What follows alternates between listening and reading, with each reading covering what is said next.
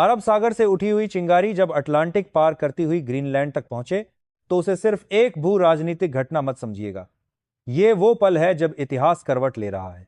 ये वो क्षण है जब दुनिया के ताकत के नक्शे पर नई लकीरें खींच रही हैं और इस लकीर के केंद्र में अब कोई पश्चिमी राजधानी नहीं है, बल्कि दिल्ली है। आज की तारीख में जो कुछ भी घट रहा है वो केवल अमेरिका बनाम यूरोप की कहानी नहीं है। ये उस घमंड के टूटने की कहानी है जिसने दशकों तक खुद को दुनिया का मालिक समझ लिया था। डोनाल्ड ट्रंप की वापसी के साथ ही दुनिया को अंदेशा था कि अंतर्राष्ट्रीय मंच पर तलखी बढ़ेगी, लेकिन किसी ने यह नहीं सोचा था कि यह तलखी अमेरिका को ही कटघरे में खड़ा कर देगी। ट्रंप की अमेरिका फर्स्ट नीति अब अमेरिका अलोन बनती जा रही है। ग्रीनलैंड सिर्फ बर्फ की जमीन नहीं है, ग्रीनलैंड इस वक्त वैश्विक शक्ति परीक्षण का अखाड़ा बन चुका है और इस अखाड़े में अमेरिका अकेला खड़ा दिखाई दे रहा है।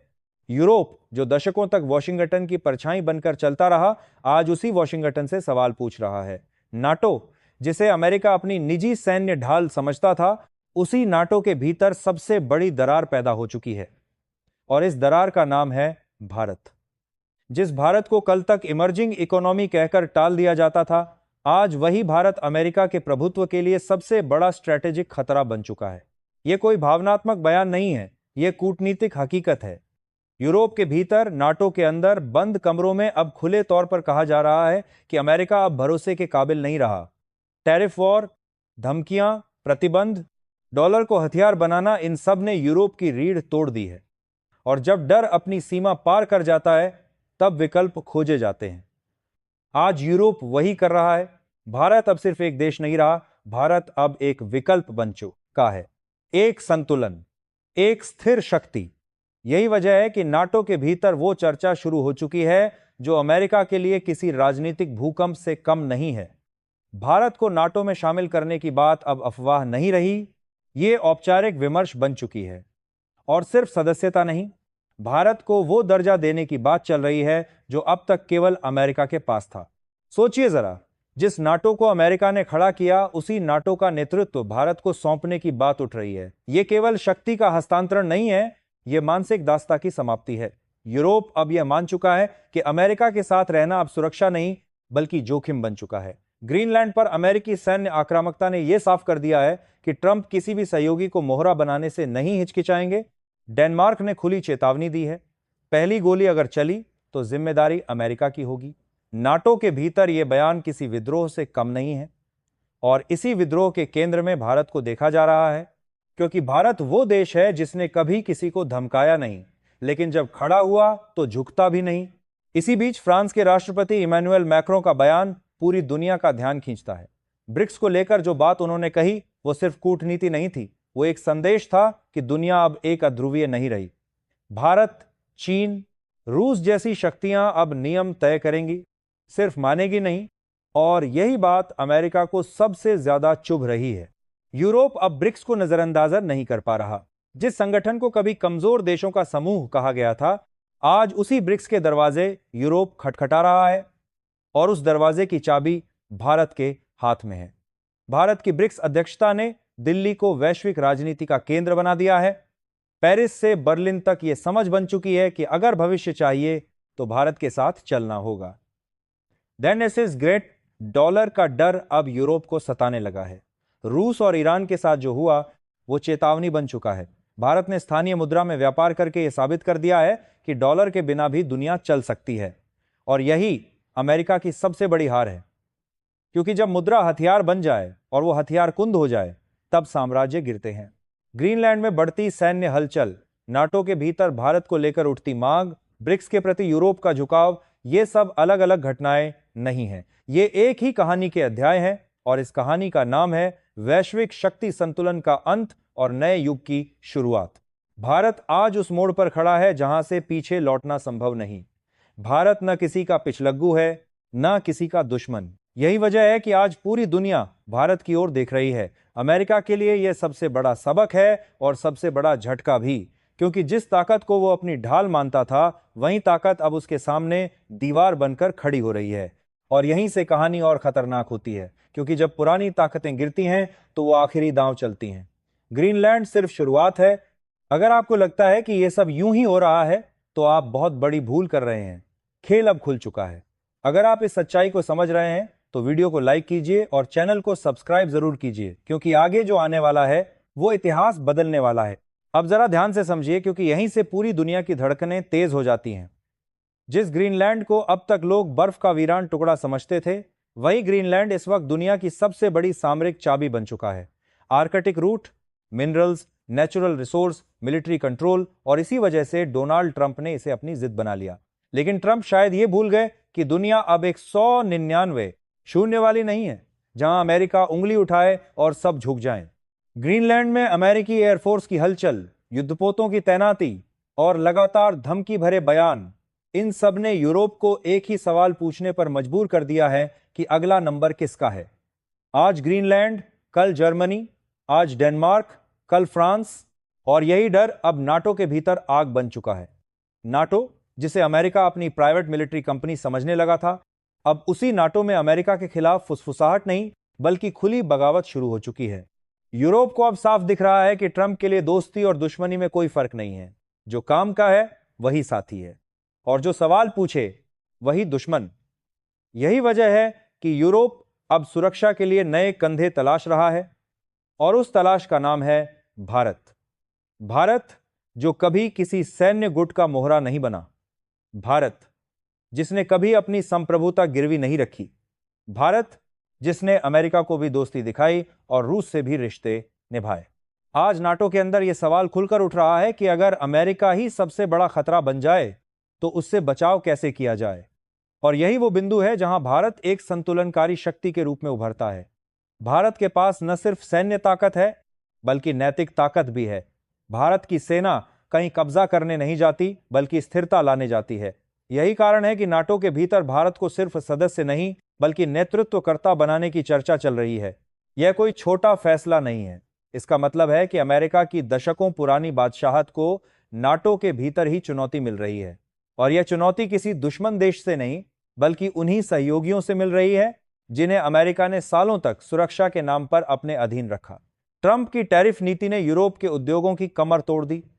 अमेरिकी धमकियों ने यूरोप की विदेश नीति को अपमानित किया, और ग्रीनलैंड ने यूरोप को यह दिखा दिया कि अमेरिका अब नियंत्रण से बाहर हो चुका है। इसी बीच रूस का रोल और खतरनाक हो जाता है। जिस रूस को यूरोप कल तक खलनायक बता रहा था, आज उसी रूस से बातचीत की जमीन तैयार हो रही है। प्रतिबंध हटाने की बात, संवाद बहाल करने की कोशिश, और इस पूरी प्रक्रिया में भारत एक सेतु बनकर उभर रहा है, क्योंकि रूस भी जानता है कि भारत कभी धोखा नहीं देता, और यूरोप भी जान चुका है कि अमेरिका कभी भी पीठ में छुरा घोंप सकता है। ब्रिक्स अब सिर्फ एक आर्थिक समूह नहीं रहा। ब्रिक्स अब अमेरिका विरोधी नहीं बल्कि अमेरिका निर्भरता विरोधी प्लेटफॉर्म बन चुका है। यही फर्क है जिसे समझना जरूरी है। भारत ने दिखा दिया कि बिना डॉलर के व्यापार संभव है, और यही बात अमेरिका की नस पर पैर रख देती है, क्योंकि अमेरिका की सबसे बड़ी ताकत उसकी सेना, बयान की नहीं, उसकी करेंसी है। और जब उस करेंसी को चुनौती मिलती है तो पूरी व्यवस्था हिल जाती है। यूरोप को डर है कि अगर कल उसने अमेरिका की बात नहीं मानी तो उस पर भी प्रतिबंध लगेंगे, बैंकिंग सिस्टम से बाहर किया जाएगा, व्यापार रोक दिया जाएगा। यही डर अब यूरोप को भारत की ओर धकेल रहा है। भारत वो देश है जो किसी पर प्रतिबंध नहीं लगाता बल्कि विकल्प देता है, और विकल्प ही आज की सबसे बड़ी शक्ति है। ग्रीनलैंड के बहाने ट्रंप ने पूरी दुनिया को यह दिखा दिया कि अमेरिका अब सहयोगी नहीं बल्कि मालिक बनना चाहता है, और यही बात यूरोप को अस्वीकार्य है। नाटो के भीतर अब खुले तौर पर कहा जा रहा है कि भारत की मौजूदगी से नाटो को नई वैधता मिलेगी, एक ऐसी वैधता जो किसी एक देश की सनक पर आधारित नहीं होगी। इस पूरे खेल में चीन भी चुप नहीं है। चीन जानता है कि अगर भारत नाटो और ब्रिक्स के बीच संतुलन बनाता है तो अमेरिका की रणनीति पूरी तरह फेल हो जाएगी। रूस जानता है कि भारत के बिना कोई भी नई वैश्विक व्यवस्था टिक नहीं सकती, और यूरोप अब मान चुका है कि अगर भविष्य चाहिए तो भारत के साथ खड़ा होना ही पड़ेगा। अब सोचिए, जब नाटो और ब्रिक्स दोनों के दरवाजे भारत के लिए खुले हों, तब भारत की ताकत किस स्तर पर पहुंच जाती है। यही वो डर है जो ट्रंप को रातों की नींद नहीं लेने दे रहा। यही वजह है कि अमेरिका आक्रामक होता जा रहा है, क्योंकि जब साम्राज्य गिरते हैं तो वो शोर बहुत करते हैं। अब खेल पूरी तरह खुल चुका है। अब कोई पर्दा नहीं बचा, अब कोई भ्रम नहीं है। ग्रीनलैंड सिर्फ एक टकराव नहीं रहा। ग्रीनलैंड अब उस अंतिम रेखा का नाम बन चुका है जहां से दुनिया या तो पुराने अमेरिकी वर्चस्व के साथ जाएगी या फिर भारत के नेतृत्व में नई व्यवस्था की ओर बढ़ेगी। ट्रंप जिस आक्रामकता को अपनी ताकत समझ रहे हैं, वही आक्रामकता अब उनके लिए सबसे बड़ा बोझ बन चुकी है। नाटो के भीतर जो बातें पहले बंद कमरों में होती थीं, अब वही बातें खुले मंच से कही जा रही हैं। साफ शब्दों में कहा जा रहा है कि अगर भारत को आगे नहीं लाया गया तो नाटो का अस्तित्व ही सवालों में पड़ जाएगा। क्योंकि आज की तारीख में नाटो को सबसे बड़ा खतरा रूस या चीन से नहीं, बल्कि अमेरिका की अनियंत्रित नीतियों से है। और यही वो सच्चाई है जिसने पूरे यूरोप की रीढ़ में ठंडक भर दी है। अबिंस विक्रांत का नाम सिर्फ एक एयरक्राफ्ट कैरियर नहीं रहा। अबिंस विक्रांत एक संदेश है, एक चेतावनी, एक प्रतीक। नाटो के भीतर मांग उठ रही है कि भारत को केवल कागजी भूमिका नहीं, बल्कि वास्तविक सैन्य उपस्थिति के साथ ग्रीनलैंड के समीकरण में उतरना चाहिए। नॉर्दर्न हेमिस्फीयर में भारतीय नौसेना की मौजूदगी का मतलब साफ है, अमेरिका अब अकेला फैसला नहीं कर सकता। डेनमार्क की चेतावनी, फ्रांस की खुली बगावत, जर्मनी की रणनीतिक चुप्पी और इटली स्पेन की बेचैनी, ये सब मिलकर एक ही कहानी कह रहे हैं। अमेरिका पर अब भरोसा नहीं रहा, और जब भरोसा टूटता है तो सत्ता अपने आप खिसकने लगती है। यही वजह है कि नाटो के भीतर भारत को वह कुर्सी देने की बात चल रही है जो कभी अमेरिका की पहचान थी। यह कोई भावनात्मक भारत प्रेम नहीं है, यह शुद्ध रणनीति है। यूरोप जानता है कि भारत कभी किसी देश पर अपनी शर्तें नहीं थोपेगा, भारत कभी डॉलर को हथियार नहीं बनाएगा, भारत कभी अपने सहयोगियों को धमकाएगा नहीं। यही कारण है कि भारत आज सबसे परमाणु है, स्वीकार्य शक्ति बन चुका है। एक ऐसा देश जो नाटो और ब्रिक्स दोनों को जोड़ सकता है, न कि तोड़ सकता है। अमेरिका इस पूरे घटनाक्रम में सबसे बड़ी भूल यही कर रहा है कि वो भारत को भी डराने की कोशिश कर रहा है। लेकिन इतिहास गवाह है कि भारत को धमकाने का अंजाम हमेशा उल्टा पड़ा है। चाहे 1971 हो या आज का दौर, भारत दबाव में नहीं झुकता, भारत दबाव में और मजबूत होता है। रूस इस पूरी स्थिति को बहुत ध्यान से देख रहा है। जिस रूस को अलग थलग करने की कोशिश की गई, वहीं रूस आज भारत के जरिए यूरोप के साथ नए रास्ते तलाश रहा है। प्रतिबंधों की दीवारें दरकने लगी हैं, बातचीत की जमीन तैयार हो रही है, और इस पूरी प्रक्रिया में अमेरिका खुद को हाशिए पर जाता देख रहा है। चीन भी समझ चुका है कि अगर भारत ने नाटो और ब्रिक्स के बीच संतुलन बना लिया तो अमेरिकी रणनीति का अंत तय है। यही वजह है कि चीन भी खुलकर भारत के खिलाफ नहीं जा पा रहा, क्योंकि आज भारत अकेला नहीं है। भारत के साथ वो देश खड़े हैं जो भविष्य देख रहे हैं, डर नहीं। अब सवाल सिर्फ ग्रीनलैंड का नहीं है, सवाल है दुनिया किसके नियमों पर चलेगी। क्या दुनिया एक ऐसे व्यक्ति की सनक पर चलेगी जो हर मसले को धमकी से हल करना चाहता है, या फिर एक ऐसे देश के नेतृत्व में चलेगी जो संवाद, संतुलन और संप्रभुता की बात करता है। यूरोप अब यह तय कर चुका है कि वह अमेरिका की डराने वाली दोस्ती में और नहीं रह सकता। डॉलर की दादागिरी, टैरिफ की मार और सैन्य दबाव, इन सब से यूरोप थक चुका है, और यही थकान भारत के लिए सबसे बड़ा अवसर बन चुकी है। एक ऐसा अवसर जो सदियों में एक बार आता है। भारत आज उस मुकाम पर है जहां से वो चाहे तो पीछे हट सकता है, लेकिन अगर आगे बढ़ा तो इतिहास बदल देगा। और संकेत साफ हैं कि भारत पीछे हटने वाला नहीं है, क्योंकि भारत अब सिर्फ अपने लिए नहीं, बल्कि पूरी दुनिया के संतुलन के लिए खड़ा है। ट्रंप इसे अपनी निजी लड़ाई समझ रहे हैं, लेकिन दुनिया इसे व्यवस्था की लड़ाई मान रही है, और व्यवस्था की लड़ाई में अकेला आदमी कभी नहीं जीतता। यही वजह है कि नाटो के भीतर अब अमेरिका को अलग थलग करने की कवायद तेज हो चुकी है, और यही बात अमेरिका के लिए सबसे बड़ा झटका है। अब तस्वीर बिल्कुल साफ है। एक तरफ ट्रंप का अमेरिका है आक्रामक, अस्थिर और अकेला, दूसरी तरफ भारत है संतुलित, भरोसेमंद और केंद्र में। और जब इतिहास लिखा जाएगा तो ग्रीनलैंड को उस मोड़ के रूप में याद किया जाएगा जहां दुनिया ने तय किया कि अब बहुत हो चुका। यह सिर्फ देशों की कहानी नहीं है, यह उस सोच की हार है जो खुद को दुनिया का मालिक समझती थी, और उस सोच की जीत है जो दुनिया को साथ लेकर चलना चाहती है।